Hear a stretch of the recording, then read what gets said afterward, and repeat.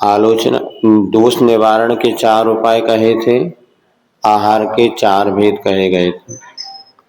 अब जीवों की 4 भावनाएं कौन कौन सी होनी चाहिए, जैसा हम प्रतिदिन सामायिक पाठ में पढ़ते हैं, सत्वेषु मैत्रीम गुणेषु प्रमोदम क्लिष्टेषु जीवेषु कृपा परत्वम मध्यस्थ भावम विपरीत वृत्तौ सदा ममात्मा विधातु देव।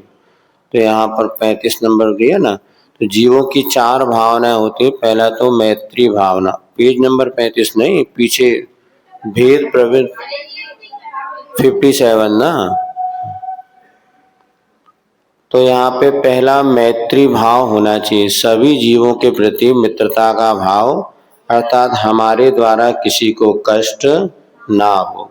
दूसरा प्रमोद भाव होता है, गुणों को देख करके अपने से जो अधिक गुणवान है उनके प्रति प्रमोद भाव, यानी उनके प्रति देखते से ही मन में एक उनके गुणानुराग या उनके प्रति अपनेपन का भाव होना, उत्साह का भावना, ये गुणीषु प्रमोदम जिसे कहा जाता है। दीन दुखी जीवों के प्रति करुणा का भाव होना चाहिए, और जो विपरीत वृत्ति वाले होते हैं उनके प्रति माध्यस्थ का भाव होना चाहिए।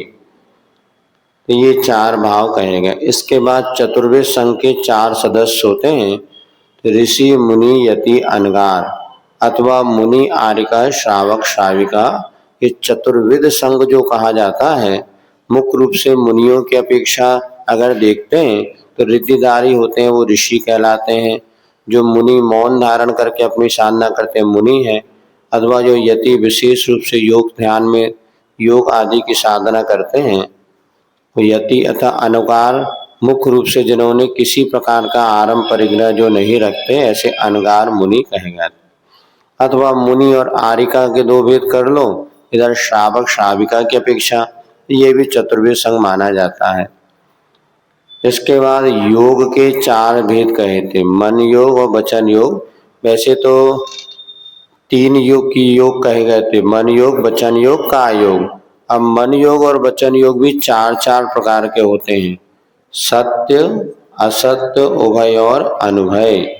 सत्य में क्या होता है, जो वस्तु जैसी उसका वैसा ही विचार करना सत्य मन योग, और वैसा ही कथन करना ये सत्य वचन योग। जैसे हमारे हाथ में क्या है, आपने मन में सोच लिया ये पेन है, ये सत्य है, और आपने पूछा क्या है, ये महाराज जी के हाथ में पेन है, ये सत्य वचन योग हो गया।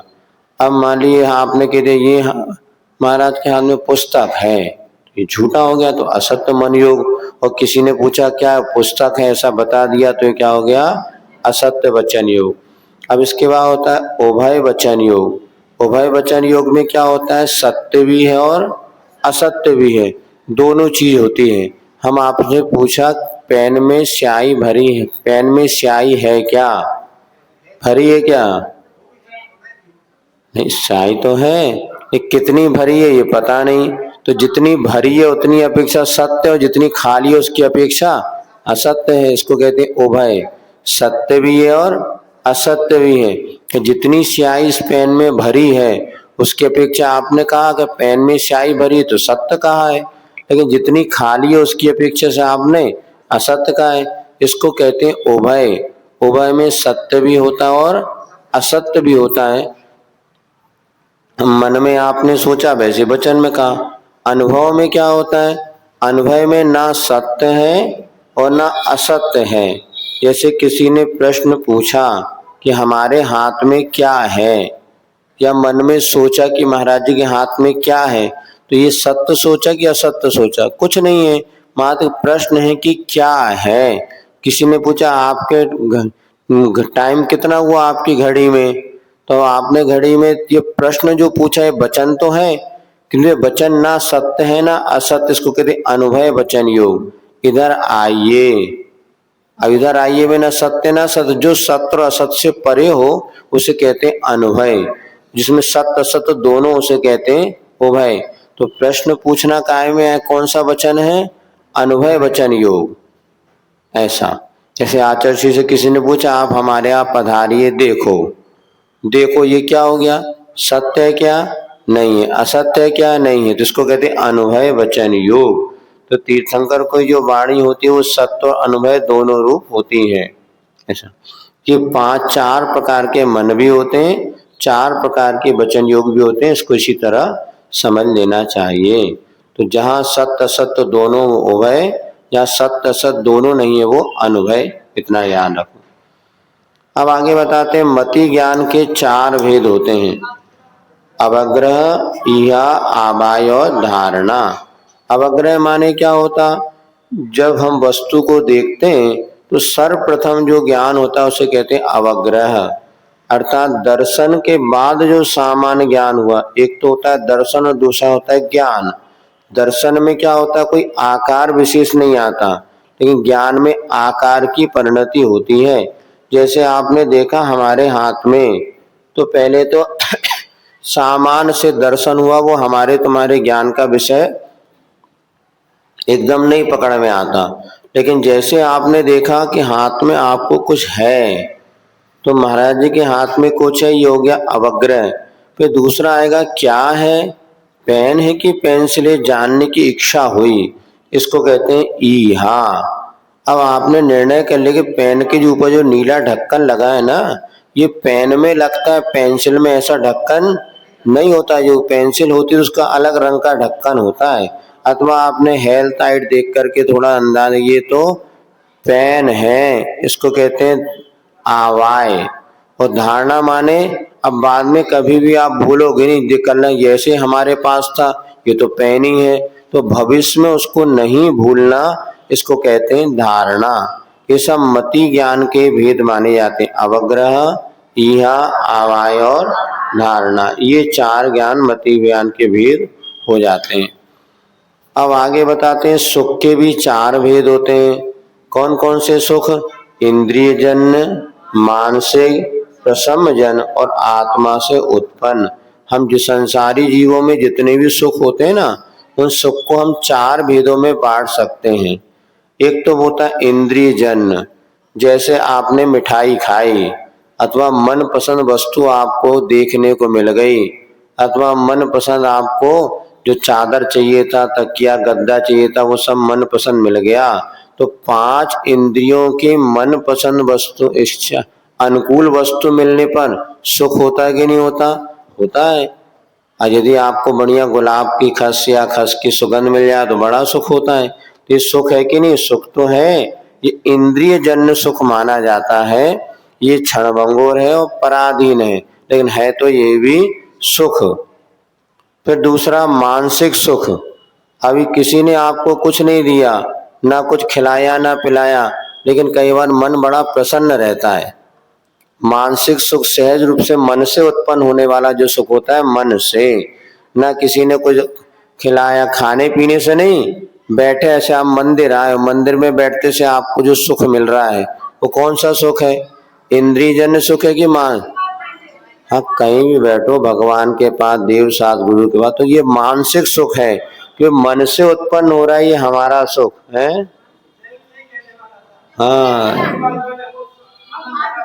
हाँ वो मानसिक सुख है। अब तीसरा सुख होता है प्रसम जन्य सुख। हाँ वो मानसिक, महाराज बोल रहे तो अच्छे बेटा, अबे नहीं बोले तो कर नाराज हो गए, बोल तक नहीं रहे, कुछ गड़बड़ है। अपने आप गया मानसिक सुख दुख में परिवर्तन। अब उन तुमसे नहीं बोला, उनसे बोल रहा, फिर देखो अब तो कौन सा वो ईर्ष्या जन्य दुख और पैदा हो जाए। उनसे तो बोले बतिया, हमसे नहीं। अब ये नहीं समझ रहे कि उन्होंने कोई विषय था, चर्चा की तो जवाब दे दिया। कई बार ऐसे कई मूर्ख लोग आ जाते हैं, वो आधे घंटे से बैठे, अब हमने कुछ बोला नहीं, अब उसी में 5 मिनट में कोई व्यक्ति आ गया, उसने कोई प्रश्न पूछ लिया, अब हमने उनको जवाब दे दिया। अब क्या देखो हमसे तो कोई बोले नहीं और उनसे बोल, अब भैया हमने उनसे कहा, उन्होंने कुछ पूछा तो जवाब दे दिया, तुम कुछ पूछो तो जवाब दे दे। लेकिन कई ऐसे मूर्खों से हमारा पाला पड़ा है जीवन में, वे घंटों बैठे रहेंगे, हम कहते जाओ अपने घर, ना जाएंगे ना कुछ ना बोलेंगे। भाई कुछ तत्व की चर्चा हो तो आगम की बात हो पूछ लो। अब हम क्या पूछे, मोड़ा मोड़ी कैसे हैं, बाल बच्चे कैसे हैं, दुकान, अब महाराज क्या पूछे, अब महाराज आप कुछ बोलते आए नहीं, अब महाराज जी क्या बताएं, ये भी ध्यान ना, मुनि महाराज क्या बोलेंगे आप। इसलिए कभी भी आपको अगर जीवन में गुरुओं से कोई चर्चा करने का भाव हो तो कोई जिज्ञासा, समाधान, तत्व चर्चा लेके जाओ। महाराज हमने ग्रंथ में पढ़ा था, इसका क्या अर्थ होता है। तो नहीं भी बोलना होगा तो आचार्य महाराज भी आपको बात करेंगे। हम गए महाराज तो बतिया ही नहीं रखा, बोले महाराज मौन है क्या, और उल्टा महाराज मौन है का, अब क्या बताएं। तो क्या बोला, तुम आओ, हाओ भैया बैठो, कैसे रहे काम, क्या पूछेंगे। और जब तुम दो शब्द नहीं पूछ पा रहे तो हम तुमसे क्या पूछे हैं। अब फिर बात है कि पूछते नहीं है, बोले नहीं, तो उसमें ये कि आप आओ आचार्य महाराज के पास। जितने लोग जुड़, रतन लाल जी, पंडित बेनाड़ा जी जो वो कैसे जुड़े, शायद हमने आपको एक दिन बताया था। वो क्या करते थे, 10 लक्षण में हमेशा जा करके प्रवचन में बैठते थे और कुछ लिखते थे। एक दिन ऐसे दर्शन किए तो आचार्य महाराज ने पूछा आप क्या लिखते रहते हैं। उन्होंने बताया कि मैं प्रवचन में जो आप बताते हैं पॉइंट्स वगैरह लिखता हूँ, और मेरी बहुत सी जिज्ञासा भी है, मैं सोचता पूछूं लेकिन पूछ नहीं पाता। तो आचार्य ने कहा ठीक है, एक काम करो, आप सामायिक के बाद चले आना। और बताते हैं 1:30 बजे उन्होंने सामायिक के बाद तो भरे पर्यूषण में 10 लक्षण में आचार्य ने उनकी जिज्ञासाओं का समाधान किया। कम से कम 100-150 प्रश्न उनके पास थे। तो रोज 2-4-5 प्रश्नों का तो आचार्य को इतना अच्छा लगता था कि चलो कम से कम कोई व्यक्ति स्वाध्याय कर रहा है, कुछ प्रश्न तो मन में उठ रहा है। क्या जब तक हम स्वाध्याय करेंगे नहीं तो मन में क्या, तो जो भी आप पढ़ो नहीं समझ में आया तो हम इसको प्रच्छना नाम का स्वाध्याय कहा है। अभी जो बोर्ड में पहली लिख रही ना माँ, तो इसलिए नहीं, इसलिए कि भाई इसके माध्यम से आपका स्वाध्याय हो जाए, ज्ञान बढ़े। इधर चमने चिट बना ली, डाल दी, बोलो हो गया काम। लेकिन याद कर रहे हैं, कुछ लोग याद भी करते हैं बहुत अच्छा।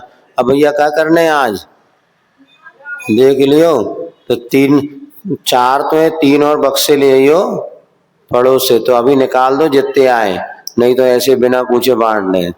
कब तक इंतजार करेंगे, है ना। चलो आज बारिश हो गई, कहीं कुछ हो गया, चलिए। तो ये हो गया आपका, क्या कह रहे थे। हाँ, मानसिक सुख तो होता है लेकिन मानसिक दुख भी इतनी जल्दी हो जाता महाराज के पास बैठने से कई बार कि हमसे बोले तक नहीं।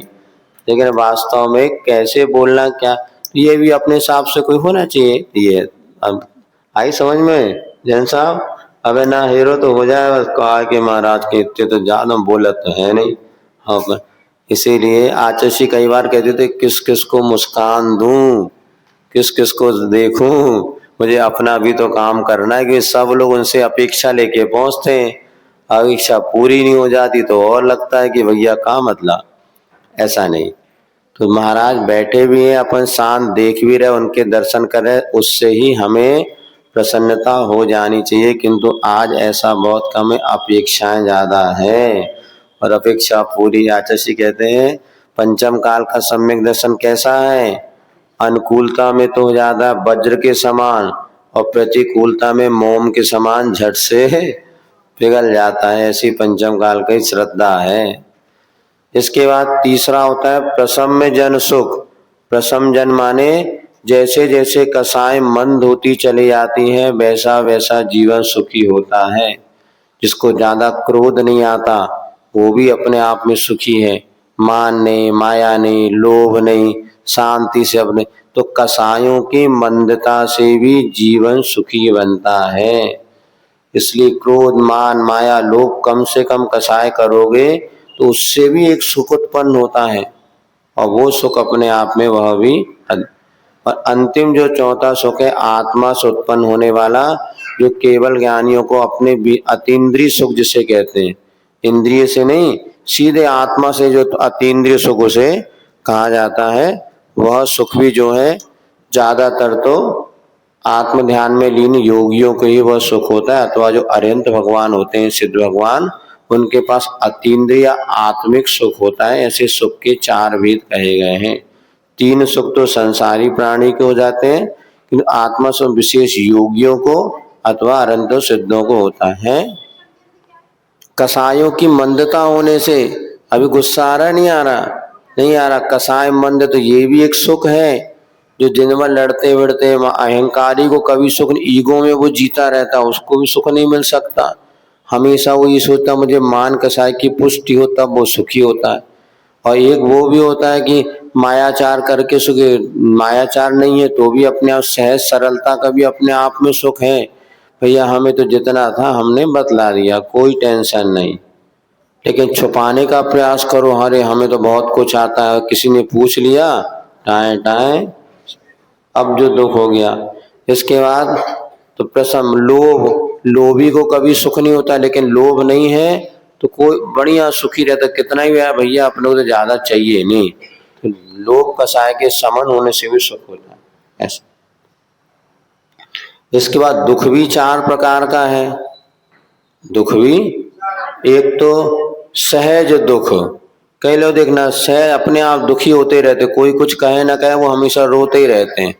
बहुत से लोग तो मिलेंगे दुखी बैठे रहते, उदासी बैठे, क्यों भाई क्या होगा, कछु नहीं, कछु तो सहज उनका दुखमय जीवन होता, वो कभी प्रसन्न रह नहीं पाते। या तो उनके ऐसे कर्म का ही उदय होता है कि उनके चेहरे पे कहीं प्रसन्नता नहीं देखोगे आप, हमेशा वो जैसे बन जा कुछ धन लुट गया हो इनका। कुछ है ऐसा है तो होते भी हैं कई लोग, हमने ही कई बार देखा, आके बैठ जाएंगे तो काहे रो रहे भैया, तो न मुस्काओ तो नहीं, इतने आके रो रहे कैसे चाहिए। सहज दुख। कुछ नैमित्तिक दुख होता है, अर्थात निमित्त से दुख मिल गया, किसी ने आपको मार दिया, पीट दिया, बोल दिया, तो ये अथवा निमित्त कोई ऐसा मिल गया कि अब बुखार आ गया, सिर दुखने लगा, तो देहज दुख में आ जाएगा। ये निमित्त से, किसी निमित्त से व्यक्ति को आकुलता उत्पन्न हो जाना। दुख किसे कहते हैं? आकुलता का नाम है दुख और निराकुलता का नाम है सुख। इतनी समझना, निराकुलता पड़ रही तो हम सुखी हैं, और जितनी आकुलता हो रही उतने हम दुखी हैं। तो नैमित्तिक दुख होता है, जैसे नैमित्तिक अभी 10 लक्षण पूजा की तो निमित्त के से ऐसा। अब इसके बाद अगला होता है देहज दुख। देहज माने क्या हो गया? देह माने शरीर, शरीर से उत्पन्न होने वाला दुख। अब कमर दुख रही है, पैर दुख रहा है, बीमारी हो गई, पेट दुख रहा है, कहीं ना कहीं कोई व्याधि शरीर में लगी है, तो कहीं एक्सीडेंट हो गया, कहीं गिर पड़े तो दुख हो गया, तो ये सिर फूट जाए तो दुख है। ऐसे अनेक प्रकार के जो शरीर से उत्पन्न होने वाले देहज दुख माने जाते हैं। अब चौथा होता है मानसिक दुख।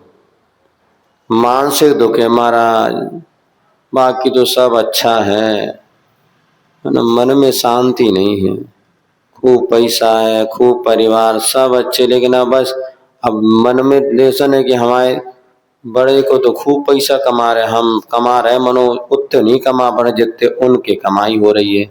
अब यही दुख है मानसिक।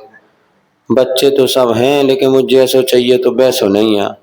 हमने कही थी 100% लाया, 90% वो 80% आए, अब मानसिक दुख हो गया। तो कई बार आज ये मानसिक दुख ज्यादा बढ़ रहे हैं, व्यक्ति ईर्ष्या की आग में जल रहा है, अथवा काम वासना इतनी बढ़ रही है कि इच्छाएं बढ़ रही लेकिन पूर्ति के साधन ही नहीं, और इच्छा कभी पूर्ण होती नहीं। अब वो मन ही मन घुट रहे हैं, दुखी है, आकुलता है, और ये दुख जो है मानसिक दुख माना जाता है। इस प्रकार से 4 प्रकार के दुखों के भेद यहाँ पर बतला दिए। अब काल के भी 4 भेद होते हैं। क्या लिख रहे बिन्ना भजन? हनी लिख ले आंसर का है? हाँ याद कर ले पर्ची आ रही है अपना। हाँ वो भी गलत है, दूसरों के दुख में ज्यादा दुखी नहीं होना, लेकिन उनके प्रति अनुकंपा का, इसको धर्म ध्यान कहा है। अपने दुख में दुखी होना तो आर्त ध्यान है, और दूसरे के दुख में दुख हो जाए तो ये धर्म ध्यान है, लेकिन वो भी एक सीमा तक। अब हाओ दूसरों के दुख में स्वयं दुखी हो जाओ, सुख में दुखी हो ना, हाँ तो काहे को सुख में दुखी हो रहे हैं? समझ तो गए, ये आर्त ध्यान है, आर्त ध्यान। हाँ, ये 4 प्रकार के दुख में नैमित्तिक दुख है, नैमित्तिक, दूसरों को सुखी देख करके दुखी हो जाना, ये भी किसी के निमित्त से दुखी हुआ है ना, तो नैमित्तिक माने। हाँ ऐसा ही है। अब काल के 4 भेद होते हैं, अर्थात जो भी परिवर्तन हो रहा है वो 4 प्रकार के उसमें भेद दुख हो जाते हैं। पहला है नहीं दुख नहीं, काल अनादि अनंत। जैसे अभव्य जीव कब से है? अनादि काल से। कब तक रहेगा? अनंत काल तक। अभव्यपना कभी नष्ट होने वाला, अनादि अनंत। अनादि शांत क्या हो गया? जैसे मान लीजिए अनादि काल से हमारे पास अज्ञान था किंतु नष्ट हो गया, क्षयोग से। तो अनादि काल से अज्ञान तो है किंतु नष्ट होकर के केवल ज्ञान हो जाएगा। तो अज्ञान अनादि शांत है, अनादि काल से है किंतु वह शांत भी हो जाएगा। जैसे संसार पर्याय है, संसारी जीव कब से है? अनादि। कब तक रहेगा? शांत। नष्ट भी हो जाएगी, मोक्ष पर्याय मिल गई तो वो शांत हो जाएगा। इसको कहते हैं अनादि शांत। जैसे हाँ यही मान लो काल के चार विध। शादी अनंत में क्या हो गया?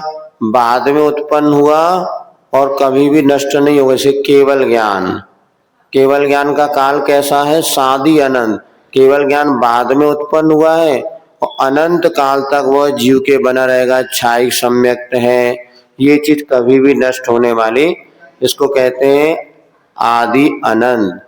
और शादी शांत किसे कहते हैं? बाद में उत्पन्न हो और नष्ट भी हो जाए। जैसे चातुर्मास का काल क्या हो गया? शादी शांत। बाद में आया वो नष्ट भी हो जाएगा। क्षयोपम सम्यक दर्शन कैसा है? बाद में उत्पन्न हुआ और नष्ट भी हो जाएगा। तो ये काल चार प्रकार के होते हैं, लेकिन ये वस्तु के उत्पन्न और नष्ट होने की अपेक्षा से जीव अनादि काल से है, अनंत काल तक रहेगा तो अनादि अनंत। अनादि काल से था, बाद में शांत हो गया, अनादि शांत। और शादी अनंत जो बाद में उत्पन्न हुआ अनंत काल तक रहेगा। शादी शांत उत्पन्न हुआ और नष्ट हो जाएगा, ऐसा समझना चाहिए। ठीक, हाँ जी।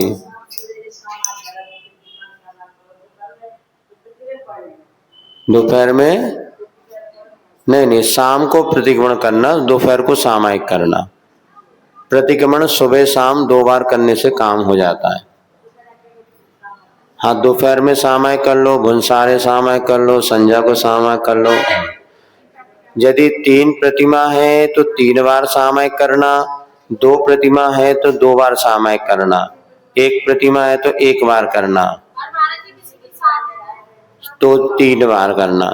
तीसरी प्रतिमा के बाद 3 बार सामायिक करना अनिवार्य होता है।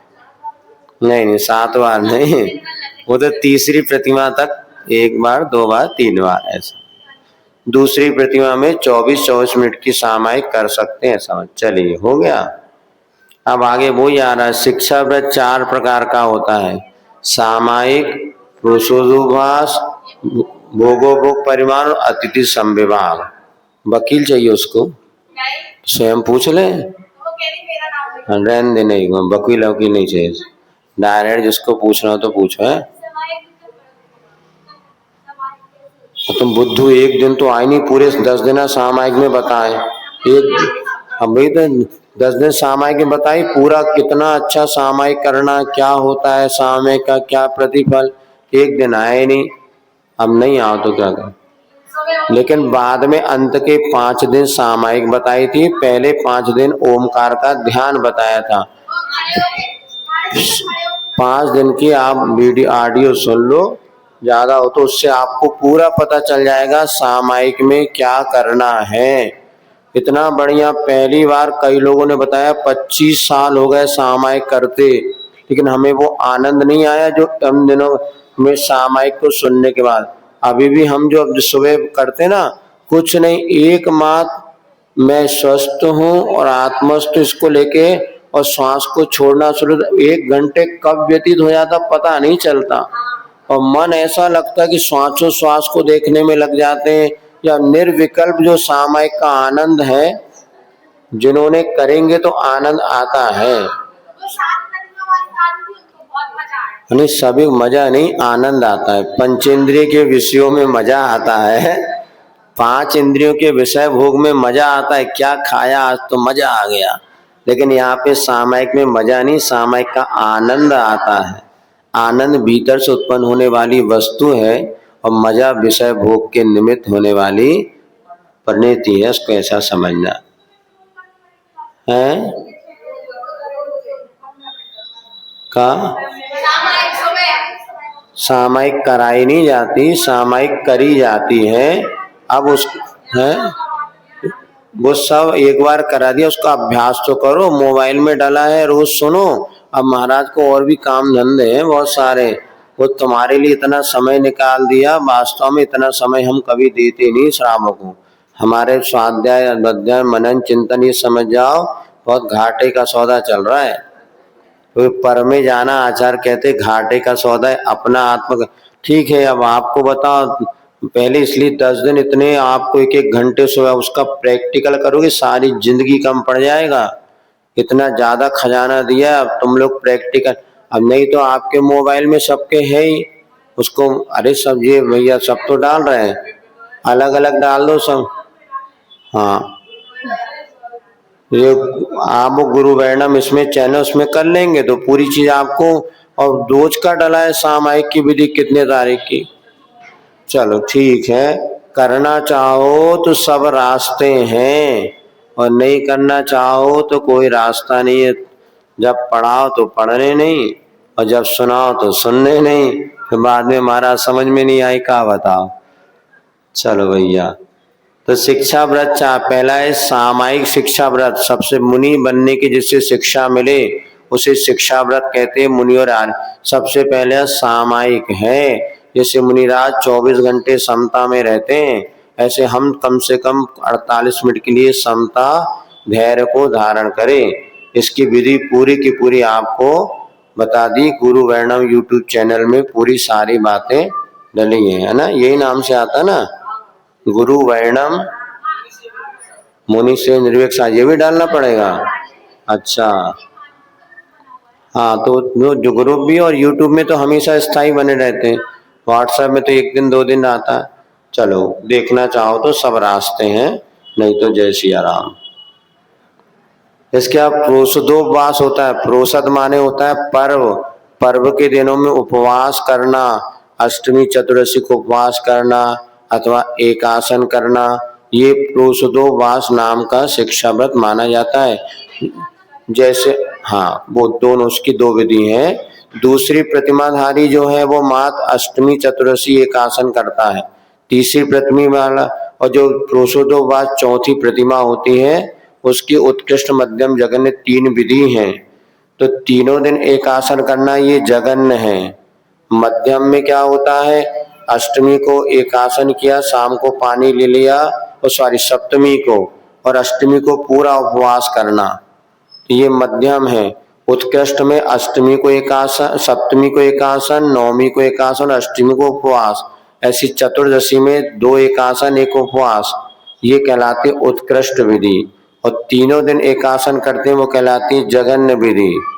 और पानी ले लिया शाम को तो वो कहलाएगी मध्यम विधि। और अलग अलग मिलते हैं ये प्रोषदोपवास। दूसरी प्रतिमा वाला अष्टमी चतुर्दशी को एकासन करता है, शाम को पानी आदि नहीं लेता, वो उसका प्रोषदोपवास अणुव्रत माना जाता है। भोगोपभोग परिमाण में खाने पीने की वस्तुओं का परिमाण करना, वस्त्र आदि का परिमाण करना। अब हम 5 हरी से ज्यादा रोज नहीं लेंगे, हरी सब्जियां, गेहूं अनाज 2 अनाज लेंगे, 4 अनाज लेंगे, अथवा दिन में 2 बार भोजन करेंगे, 1 बार भोजन करेंगे, अथवा 1 बार थाली में जितना परोसा जाएगा उतना लेंगे। ये अनेक अनेक प्रकार के श्रावक परिमाण करते, उसको भोग परिमाण कहते हैं। और इसके बाद उपभोग में होता वस्त्र आदि का परिमाण। भैया हम इतने वस्त्र ही रखेंगे, इतने मकान है, इतने दुकान है, इतने आदि आदि उपभोग की वस्तुओं की सीमा बनाना उपभोग परिमाण। इसके बाद होता है अतिथि संविभाग। अतिथि संविभाग का अर्थ होता है कि जिन्होंने घर गृहस्थी का त्याग कर दिया, ऐसे अणुव्रती महाव्रती जो श्रावक होते हैं उनके लिए भोजन कराना, उनको अपना जो अर्थ उपार्जन है उसका एक हिस्सा कुछ पार्ट अपने अतिथियों के लिए आहार दान आदि के रूप में देना, इसे कहते हैं अतिथि संभाग। अतिथि संविभाग का अर्थ ऐसा नहीं है कि श्रावक जो व्रती है उसका एक शिक्षा व्रत है तो रोज मुनि महाराज अगर गांव में आए तो हम उनको आहार दे के आहार करें, ऐसा नहीं। या तो अपन पड़गाहन कर लिया, नहीं तो उस बेला को टाल दिया कि या 10 बजे मुनिराज आहार को उठते हैं और वो आहार को उठ गए, उसके बाद उनका पड़गाहन हो गया और भावना भाव उनका निरंतर आहार हो गया और अपने जो बनाया भोजन कर लो। इसमें कोई दोष नहीं है। इसको कहते हैं अतिथि संविभाग।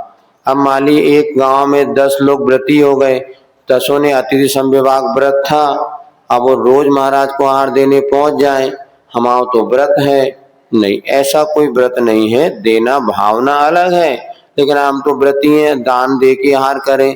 तो अपने घर में पड़गाहन करो, आ गए तो ठीक, नहीं आ गए तो भी आपका व्रत पूरा माना जाएगा। आपको व्रत में कोई दोष नहीं है। हम तो 10 बजे कलश लेके खड़े थे और कोई महाराज ने, हो सकता रिद्धिदारी कोई जरूरी कि जब भानपुर में हो तभी पड़गाओ, नहीं, भानपुर में नहीं भी है तो भी 10 बजे आओ, बाहर खड़े हो, 2 मिनट इंतजार करो, कोई नहीं मिलता, कलश लेके अंदर चले गए।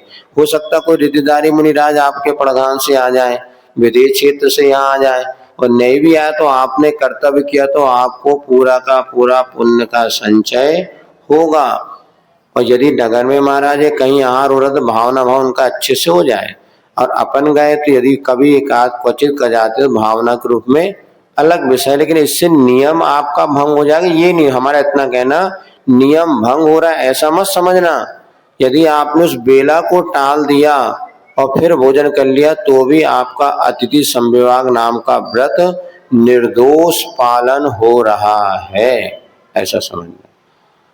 इस प्रकार से शिक्षा व्रत के 4 भेद हो गए। ठीक है, इतने ही रखें। और 2-3 पर दोष 4 प्रकार के होते हैं, अतिक्रम, व्यतिक्रम, अतिचार और अनाचार। ऐसा लिखा है मन में जब कोई भी दोष लगते हैं 4 तरीके से वो होते हैं, अतिक्रम, व्यतिक्रम, अतिचार और अनाचार।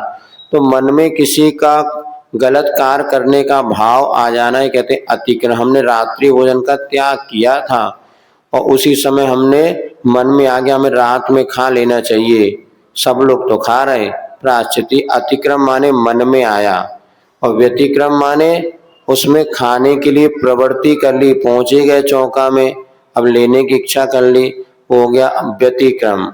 अतिचार में क्या हो गया, उसमें दोष लगा दिया, खा लिया या थोड़ा बहुत खा लिया, या अपन अतिचार में पूरा व्रत खंडित नहीं हो, अनाचार में खा लेना आ जाएगा।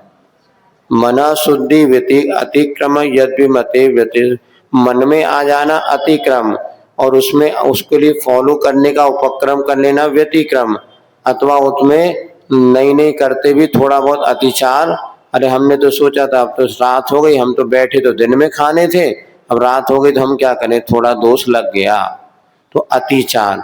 अनाचार में पूरी तरह भ्रष्ट हो जाना, पूरी तरह खाने लग जाना, उसको कहते हैं अनाचार। अतिक्रम, व्यतिक्रम, अतिचार और अनाचार तो एक प्रकार से पूरे व्रतों को नष्ट ही कर देना।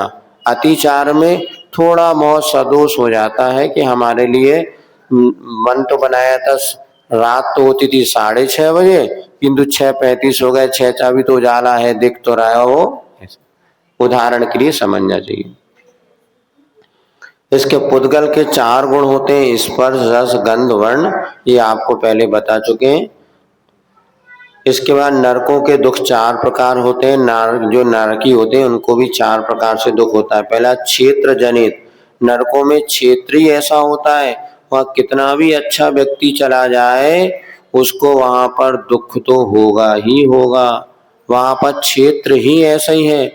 जैसे मंदिर में आओ तो थोड़ी बहुत शांति तो मिलती ही, कैसा भी दुखी व्यक्ति आ जाए, तो यहाँ पे क्षेत्र जन सुख है, घर नरकों में क्षेत्र जन दुख है। वहां जन्म लेते से सगे भाई भी हो तो भी वहां पे आपस में दुख का ही वहां मिलेगा बातें। लेकिन देवगति के देव जाएंगे तो उनको नहीं मिलेगा, लेकिन नरक गति का बंद करके जो जाएगा उसको क्षेत्र जनित दुख मिलता है। कितना दुख मिलता है अपन बड़े, शीत, ऐसी शीत उष्णता था, इतनी गर्मी है, इतनी ठंडी है, वहां की मिट्टी जो है वो दुख देने वाली है, ऐसा अच्छे। दूसरा होता है शारीरिक दुख, उनका शरीर भी ऐसा होता है कि विभिन्न प्रकार के रोगों से भरा होता है, उसको काटते पीटते दुख होता है, शारीरिक दुख। मानसिक दुख भी वहां पर होता है, जैसे यहाँ पर मानसिक दुख है वैसे वहां भी नारकियों को भी हमेशा ठुकते पिटते रहते हैं तो मन में टेंशन होता ही रहता, वही मानसिक दुख। और असुरकृत और देव में जो असुर कुमार के जाति के देव होते हैं वो वहां जाके लड़ाते बढ़ाते हैं, उससे भी देव लोग दुखी होते हैं। इस प्रकार से 4 प्रकार के आपके नरकों के दुख बता दिया, चारों जो भेद प्रभेद था वो समझा दिया। अब आगे 5 प्रकार कौन कौन से होते हैं बताया जाएगा। समय आपका हो गया है, भैया जल्दी से ले आओ। चलिए।